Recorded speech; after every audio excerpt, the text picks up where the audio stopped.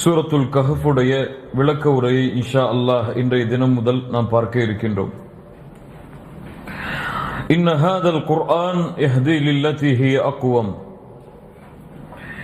அல்லாஹ்வுடைய புத்தகம் அல் குர்ஆன் மக்களுக்கு நேர்வழி காட்டக்கூடியது. எல்லா வழிகளிலும் இந்த உலகத்திலே வாழக்கூடிய மனிதர்களுக்கு நேர்வழி காட்டுவதற்காகத்தான் அல்லாஹ் ரப்புல் ஆலமீன் அவனுடைய கலாமாகிய அல் குர்ஆனை அல்லாஹ் இறக்கினான்.